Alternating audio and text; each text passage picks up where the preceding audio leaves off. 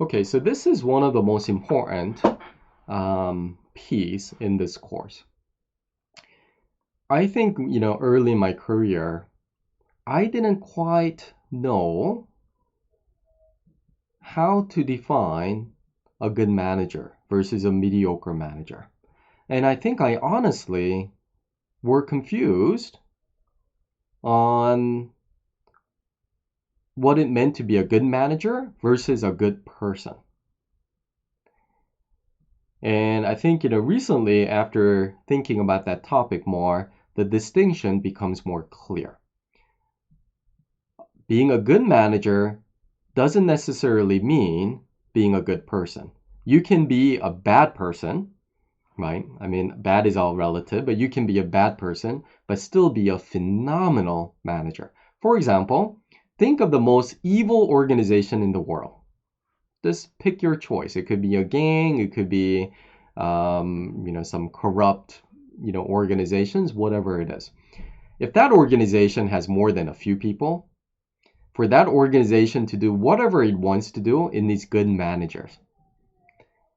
In other words, the most evil organizations in the world also need great managers for them to succeed. So again, being a good person doesn't necessarily mean you're a good manager. You can be a great person and be a horrible manager. You can be a great manager and still be a very, very bad person. Again, good and bad, being relative. So I think for me personally, being able to make that distinction was important.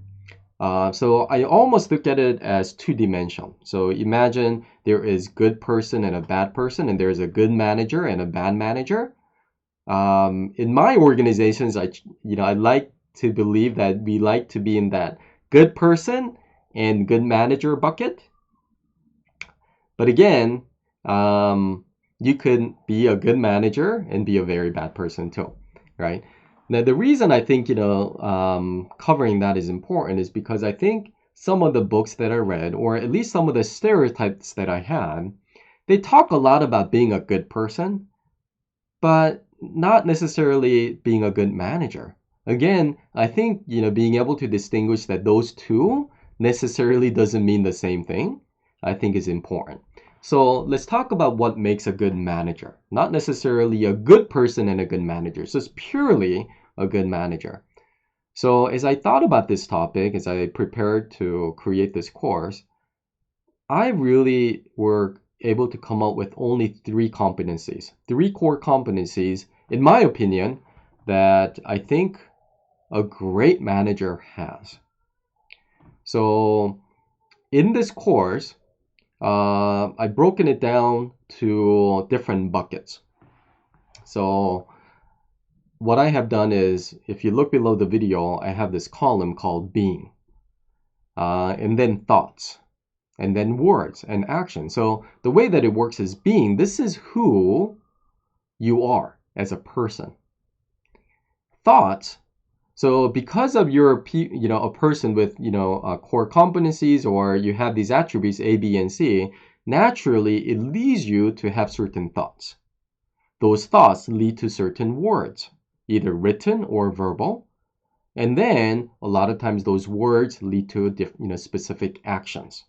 So, a lot of the training courses, sometimes they focus too much on the actions and what to say, what not to say, the word level, especially at the HR level. They may not say a lot about the thought level. Sometimes they do.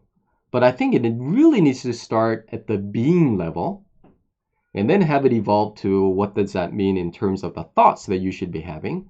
What does that mean in terms of the words and so forth? Now, the reason that I think this is important is because if you're not a being of certain attributes and you just say the right things, people can see right through.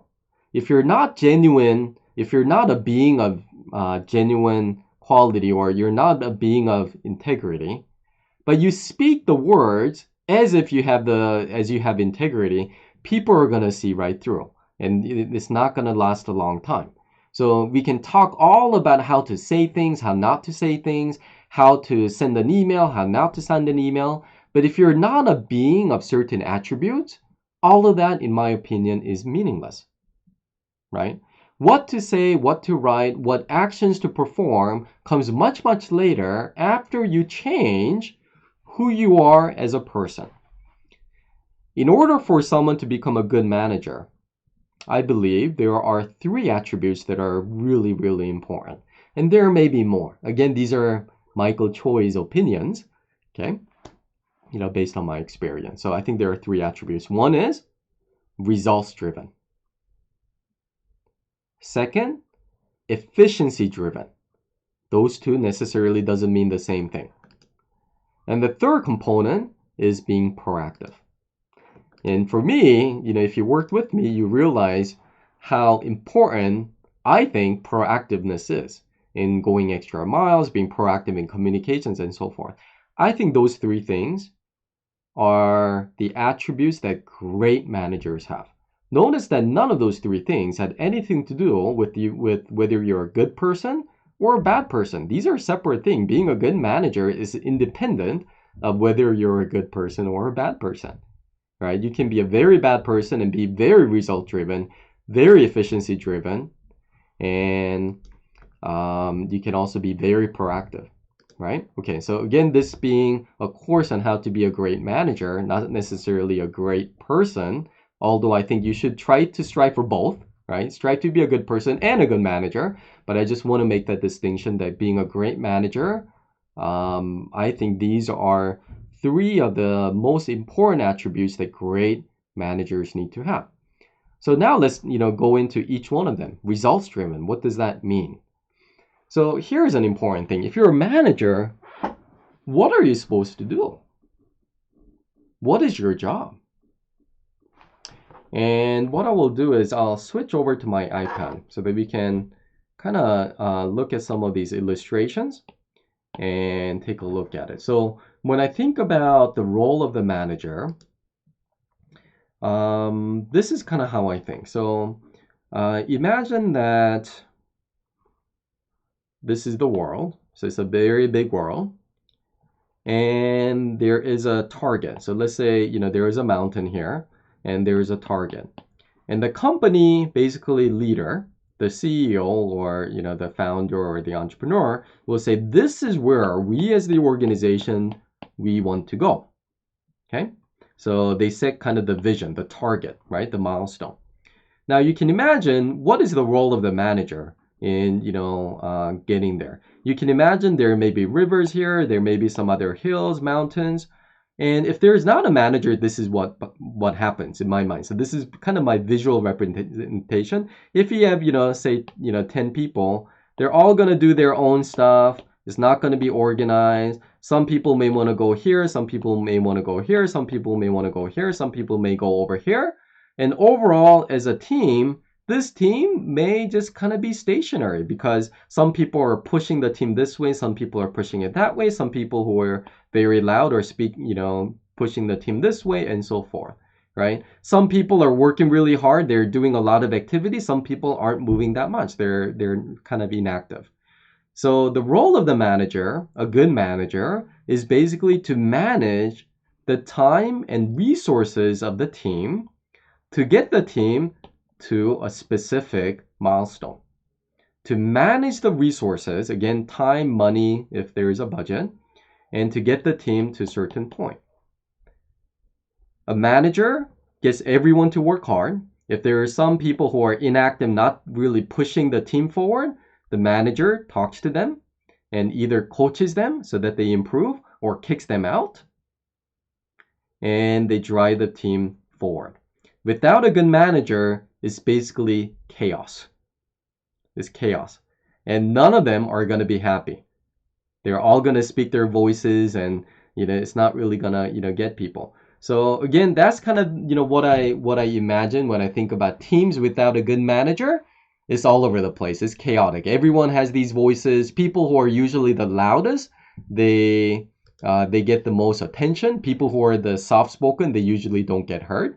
But if you have a good manager listens, tells people exactly this is where I want to be, where we need to be as a team. They set good goals. and then they drive the team forward. So again, results driven. So the thoughts that a good manager needs to have is, okay, well, what does my supervisor expect me to do? That needs to be clear.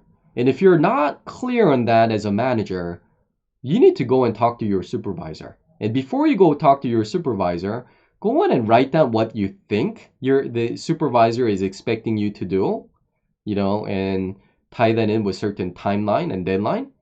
And then say, hey, can I meet with you to be clear on your expectations? Okay. So again, one of the formula that I really like using, and I think you as a first-time manager should remember always, is satisfaction equals expectation minus what has been delivered. Super, super important. So if you want to satisfy your supervisor, you first got to know what is expected from me and my team, and what have I actually delivered in the past. And that difference is basically how satisfied your supervisor is. So if you only delivered exactly what's expected, satisfaction is zero. It's not negative, but it's zero.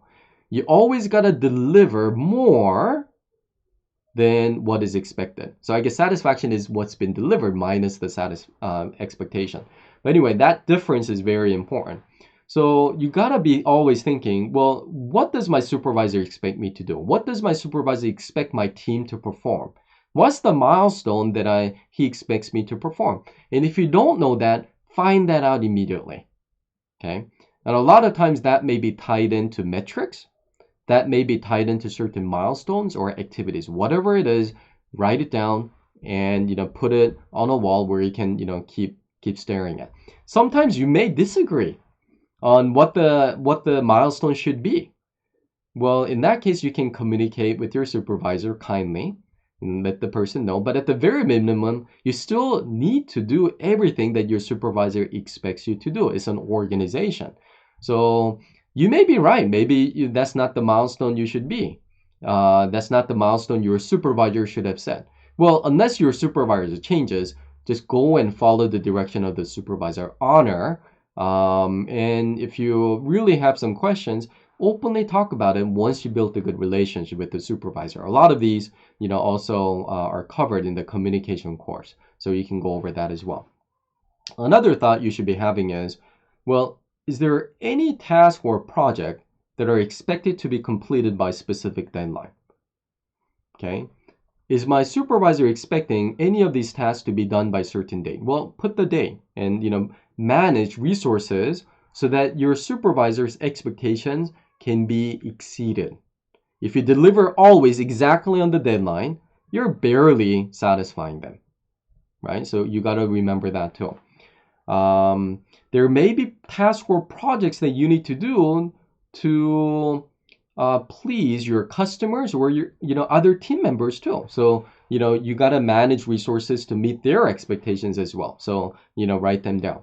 Another thought you should be having, and a lot of these are listed below the video so you can easily reference them, could be, okay, well, does each member of my team know exactly what I expect them to do and by when? A lot of times a first-time manager, they're too shy and they don't let each of the team member know what their expectations on the team members are. You got to do that. If they do not know what you expect them, what is expected of them, how could they deliver results for you? So make sure they know, each member knows what you expect them to do and by when. Okay, another question that you should be thinking about. These are thoughts that you should be having. Does each member on my team know if they're meeting my expectation or not? You should know the answer to that. If there's any member of your team where you're like, you know what, I know I appreciate what they're doing, but I don't know if they know that I appreciate their work, then you got to go talk to them and you got to have more frequent communication with them so that every person in the team knows where they stand in terms of delivering satisfaction to you. Okay, so again, does each member of my team know if they're meeting my expectations or not? Okay, Another thing you should be thinking about, and this is all talking about results, right? Results driven. I want to deliver results. I don't care about excuses. Life happens, shit happens, challenges happen, but I'm going to plan ahead, assuming there will be challenges that we'll have to overcome. I'll bake that as part of the plan, and I will do whatever it takes, and I will manage the resources to the best of my ability to deliver results, to deliver satisfactions to my supervisor and my customers. That really got to be driving a lot of things. So another thought you should be having is, how would I define success for myself? What does success look like? So if you were to have a meeting with yourself 2 months later, how would you know you've really done a good job as a manager? How would you know in a year from now that you have done a good job, right? So sometimes that means setting specific goals, measurable goals for yourself, as well as your team, as well as maybe each member of the team, so that you and the team members know whether you are successful or not successful. At the end of 2 months, at the end of the quarter, at the end of 6 months or a year, if you look back and you're like, I don't know if I was successful, then do you think your supervisor would be happy? If you don't even know whether your team was successful, you failed as a manager. You weren't thinking of results. So of course, another thought you should be having is, how should I define success for my team? Because the criterion for your success as a manager may not be the same as the success for my team members or each member of the team, although sometimes there would be overlap. Okay. So anyway, those are the thoughts that you should be having. Okay. Let's go into efficiency driven. Efficiency is so important. In the world, everything has a cost. And part of the reason everything has a cost is because we all have limited resource and time. No one has unlimited amount of time. We all have limited amount of time each day where we can devote our time to do specific activity. Now, how you spend that time is really, really important. And good managers know that. Good managers know that certain activities will help the team meet the goals more than some other activities. So they're always thinking about, thought, what are the areas our team should focus on? What are the areas I should focus on? So that using the limited time that I have, we can get to the results fast, reliably, where everyone is feeling like they're part of the team, they're feeling fulfilled. How can we focus on that? That also means, what are the areas that we should drop? What are some unimportant tasks or projects that I'm working on or my team members are working on that we really should completely drop because it's not really making an impact in the goal? Remember that the results driven, right, that kind of sets the goal. And the efficiency driven means utilizing the resources to most efficiently get to that goal, right? To get to that result that you've set. So those work in harmony, but they're again not exactly the same thing. Another thought you should be having is, for each member, how are they spending their time currently? If you don't know as a manager, like a rough hour breakdown of how they're spending their day or the week, you don't have enough transparency. And this is true, especially if you're managing individual contributors. If you're managing managers, then you do things a little differently. You can manage through metrics. You don't even have to manage on a daily basis. But if you're managing a team of individual contributors, I think you got to know, down to the hours, not to the minutes, down to the hours, rough breakdown, how they're spending their time. And you can ask them, hey, I want to better understand your workflow, how you're spending the time at the end of each day, or at the very least at the end of each week.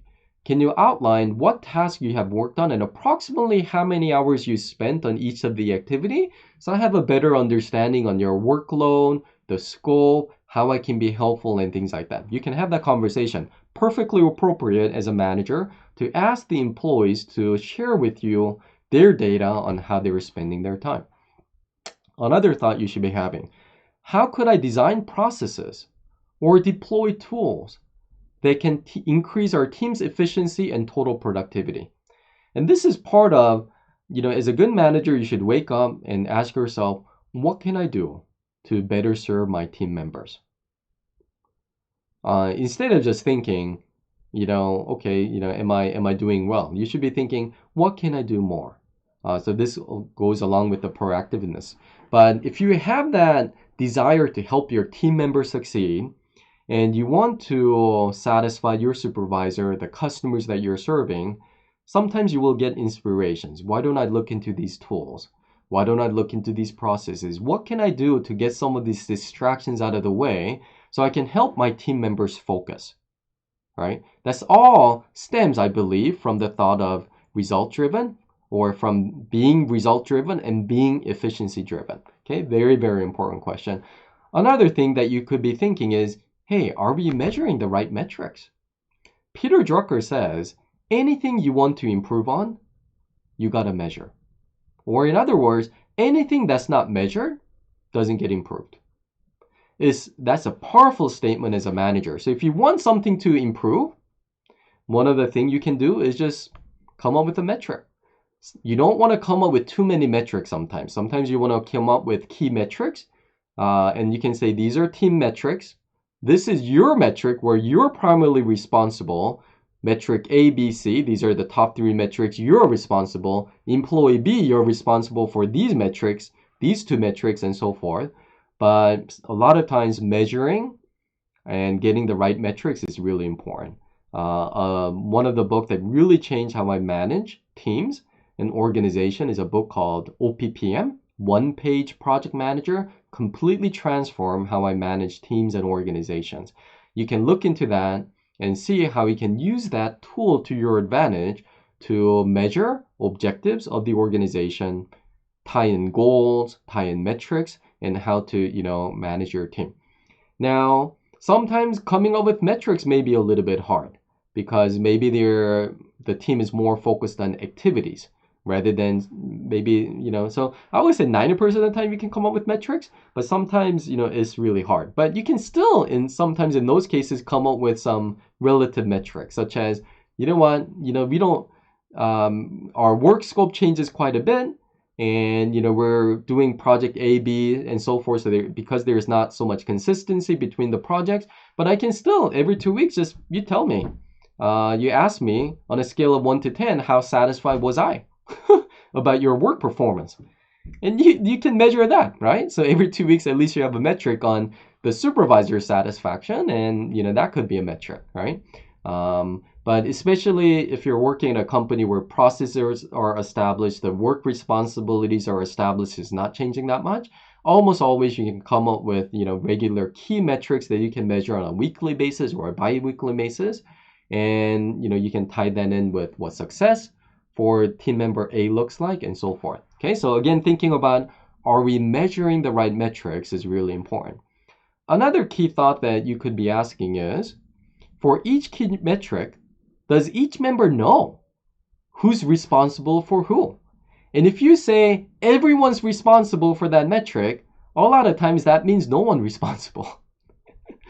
If you say everyone in the organization is responsible for the metric, a lot of times no one's responsible.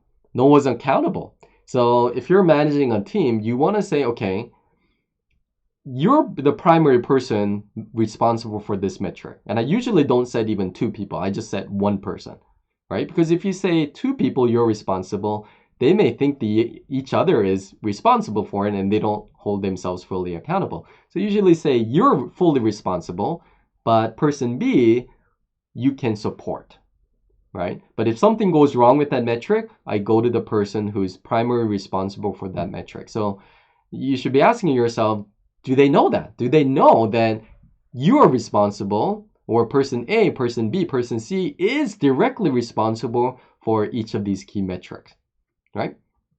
Okay, so anyway, thinking about the metrics, thinking about efficiency, notice how these being efficiency driven will cause a lot of these thoughts, and these thoughts will certainly carry over to words and to different actions. Right? So again, going higher level and kind of changing our attributes, I think is important. Just not learning how to say things properly, the HR friendly way, those are important, but I think we also got to be thinking differently. We've got to think differently in order to do differently, right? And I think sometimes some courses and books emphasize too much on the doing rather than the thinking or the being. Okay, proactive. This is super, super important attribute. Questions you should be thinking about, thoughts that you should be having. What areas should I proactively work on myself to be a better manager?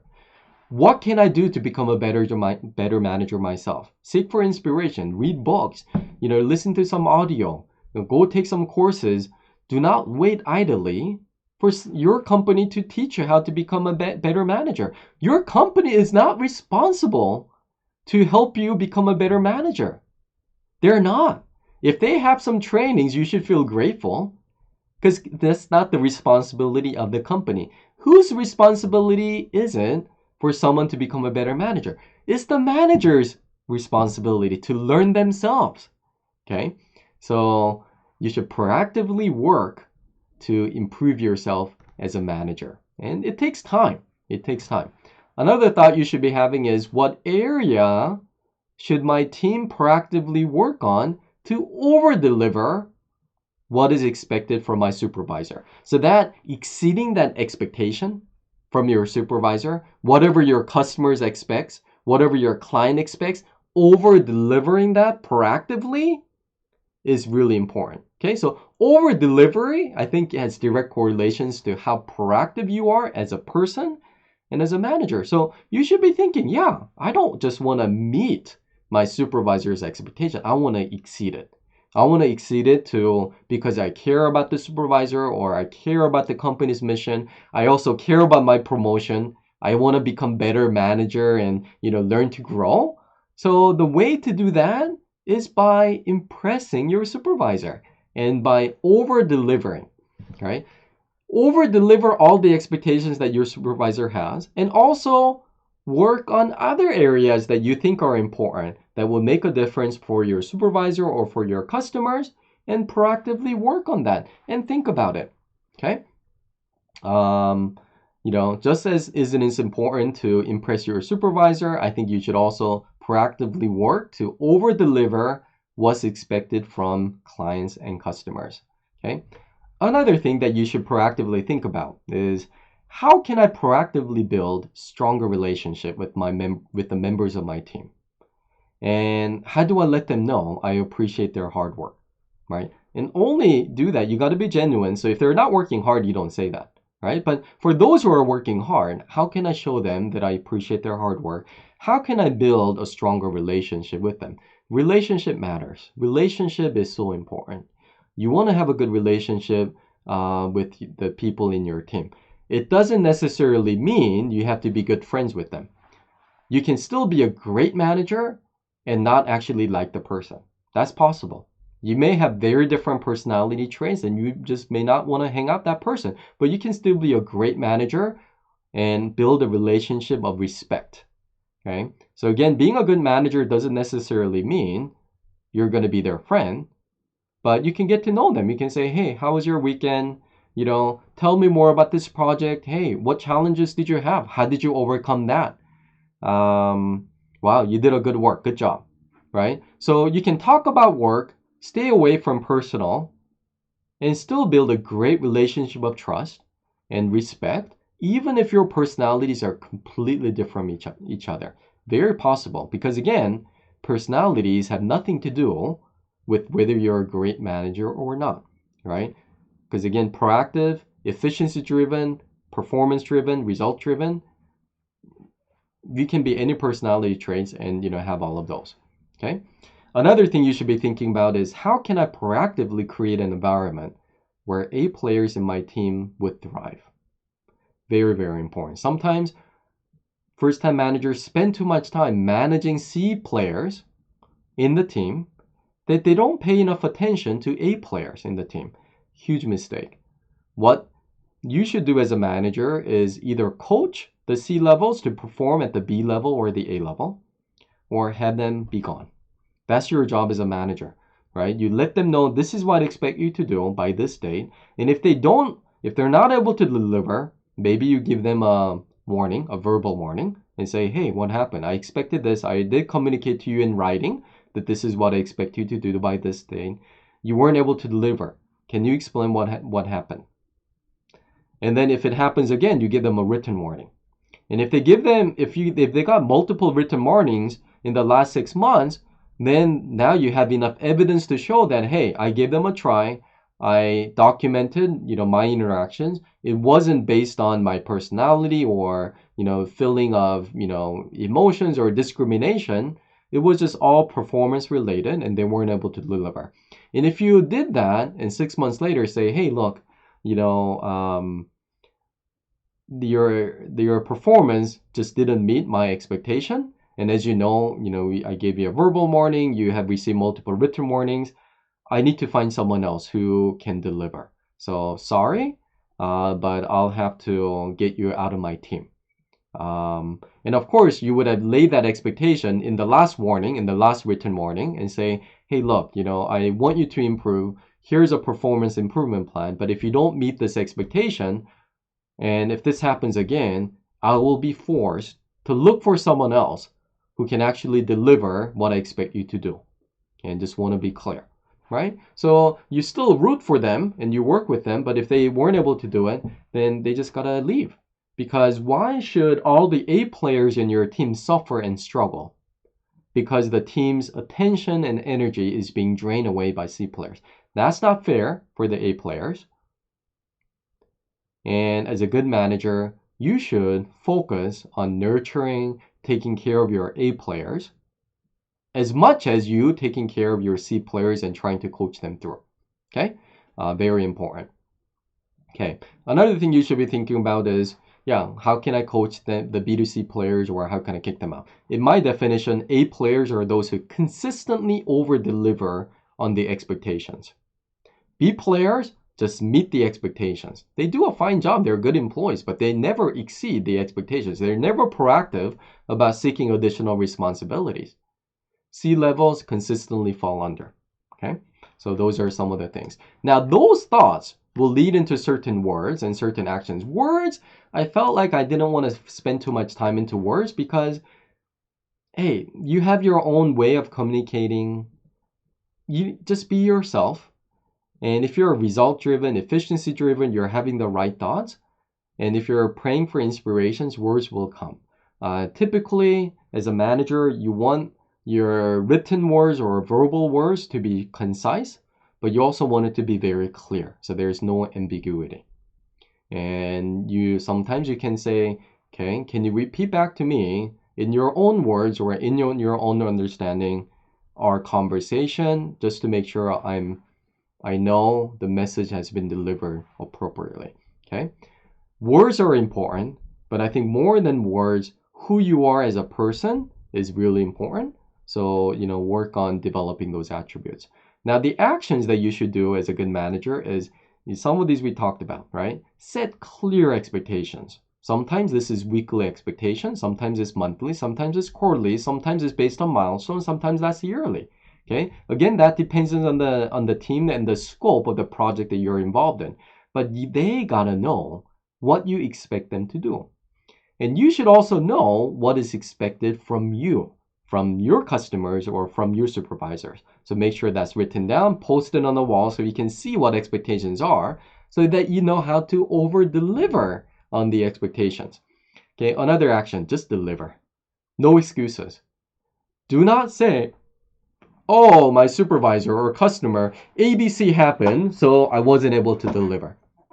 Okay, bad. Do not ever do that, right? Do you know anyone where life doesn't happen, where things just, everything goes perfectly? That's not life, that's a dream. So as a manager, a good manager understands and expects challenges, hiccups, so they bake that as part of the plan. And they find ways to always deliver or over-deliver. Okay, so actions, always deliver. No excuses. 100% accountability. After having done everything that you could have done, if you're still not able to deliver, that's okay. That's forgivable. But if you didn't do everything you could have done, and if you didn't push everyone in your team to do everything they could have done, and you weren't able to deliver, there's no excuse, right? That's just simply not acceptable. You didn't manage yourself and your team well. And you let the team down, you let the company down, That's not acceptable. Okay, so always, always, always deliver on time and proactive in advance. If you just can't. Okay, but build a habit. Be a person that's known as someone that always delivers, not someone that always comes up with excuses. Another action you should do as a manager: set goals. Set goals for yourself. Set goals for the team. Set goals for each member of the team. And sometimes what you can do is ask each person to come up with their own goals. Because sometimes if you just tell them what to do, it's not as effective as them coming up with their own goals. So, get their input because they may come up with areas that you haven't really thought of. So, for example, you can say, why don't you come up with 3 goals that you want to meet yourself, or 3 goals that you think are important for your responsibilities, and come up with top 3 metrics that you think are important. And then why don't you present those to me? And then you gave them time to think about it. You can even encourage some of them to write it down and present whatever they prefer. So anyway, asking people to come up with things is you're usually doing that comes with immense benefit. You're also giving time to prepare, right? Instead of just asking them point blank, hey, what are your top 3 goals? Introverts may need more time to process and digest, right? So they may not like that. So anyway, respect different people's personalities, and give people enough time to think about, prepare, and present. Okay. Another thing, hold people accountable. Super important. If you don't want to hold people accountable, you just should not be a manager. A good manager holds people accountable. And that comes because they've already set goals, they already set expectations. So when people deliver, managers express appreciation for those who have delivered. For those who weren't able to deliver, manager holds them accountable. You got to do it.